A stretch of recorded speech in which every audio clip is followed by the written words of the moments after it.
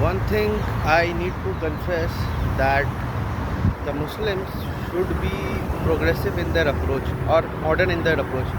I have been avoiding this thing for a very long time, but now I realize that there is no point being traditional in your approach, or there is no point being orthodox in your approach, and you should say it very loudly. Islam is a modern religion. It is, as compared to other religion, compare it with Judaism, Christianity, or Hinduism, any major religion. If you compare that, then you will realize that Islam is a modern religion amongst the major religion, and Quran is the last book. Fine, Quran is not the first book, and Prophet Sallallahu Alaihi Wasallam is the last prophet.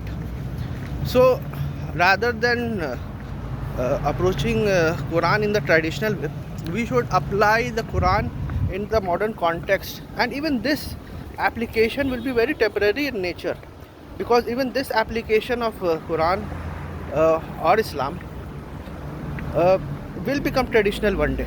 And also I would like to say that traditional approach to Islam will not work today. We have to go forward rather than going backwards. And one more thing, the most important source, or rather I would say the only important source in Islam is Quran, nothing else. Fine, if you follow Quran, I'm not saying that reject all hadith, reject fiqh, reject everything. I say that study all of them in the light of Quran, and if you want to. Otherwise, as a common Muslim, you are only and only obliged to follow the Quran and the Sunnah, which is mass transmitted, and even a blind person can see that this is the Sunnah of Rasulullah Sallallahu Alaihi Wasallam. Fine. This is something which is mutawatir and well known, just like driving and swimming. Everyone knows how to drive and swim. Not everyone knows, but if you want to learn swimming, you need to learn it from the person who already knows swimming, not by reading a book of swimming. So similarly, if you want to learn about namaz, roza, hajj, zakat, you need to just see what the Muslims are doing right now, and just follow what is common amongst them. You will notice that many things amongst the Muslims is common, and many things amongst the Muslims which they call Sunnah is something which is disputed. So we don't need to follow anything which is disputed, because anything which can be disputed cannot be from God. So we only need to follow the common things, and the things which are disputed, they are basically voluntary in nature. For example, doing Ramadan in Salah or Amin bil Zahar, these are all voluntary in nature. These cannot be classified as Sunnah. Rather, what is Sunnah is something which is common amongst all the Muslims in prayer. For example, Ruku, Sujood, number of Rakah, all of these things are common amongst the Muslims. So this is actually the Sunnah, because this has been transmitted from one generation to another generation. We don't have to follow any other hadith book or any other source of law other than Quran. So please keep this in mind and make Islam as simple as possible, because Islam has been maligned not only by the ex-Muslims. Rather, I would blame the malignment of the Quran or Islam by the orthodox interpretation of Islam, which we can see in the case of Muhammad Ali Mirza. See how these Maulvis have captured him, they have framed him, and taking revenge on them. This 295C law, this blasphemy law, it is used to blackmail people, it is used to shut down people, it cannot be used to protect the honor of Prophet peace be upon him. How can you protect the honor of Prophet peace be upon him? By law, by forcing others to respect Prophet peace be upon him. And how dare you claim to honor Prophet peace be upon him when there are many things in the hadith which are directly objectionable to the character of Rasulullah Sallallahu Alaihi Wasallam? How can you do that?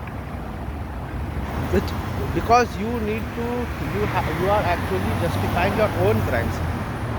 That's the reason you have to take the help of hadith, because all the alteration which is possible to happen can happen only in hadith, not in fiqh. Even fiqh can happen, but something which is mass transmitted, it is very unlikely to be corrupted. But something which is solitary in nature, anyone can come and corrupt it. So these mullahs and maulvis, they want to corrupt Islam, so they will always follow hadith, because hadith can be corrupted, and hadith does not always relate to certainty. And in fact, hadith is zanni in nature according to the four schools of thought.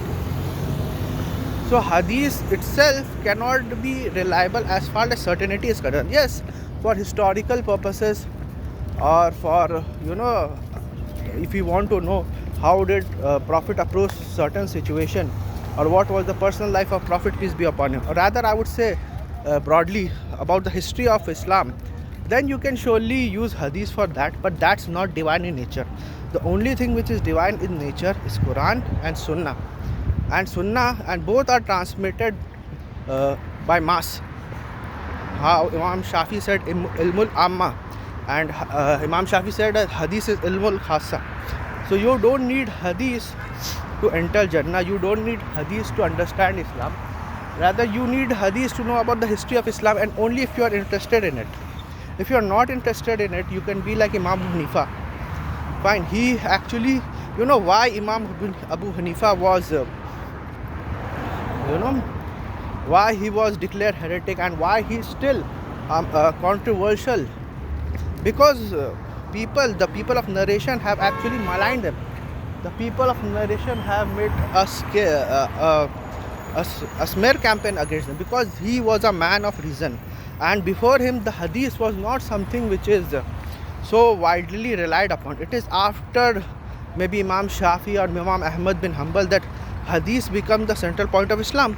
Before that, we can easily see Imam Abu Hanifa or Imam Malik, they are relying on the mass transmission, whether that be of Medina or whether that be of Kufa. And most importantly, Imam Abu Hanifa used to rely on reason. And that's what the Quran says. Quran says, Afala taqilun. But today's Hanfi are more Salfi in nature than Imam Abu Hanifa. They follow Imam Abu Hanifa 20%, and 80% they follow the hadith approach. And that's the reason even today the Hanfi, you can see all the narrations and all the dogma in Hanfi fiqh also. This is one of the reasons for that.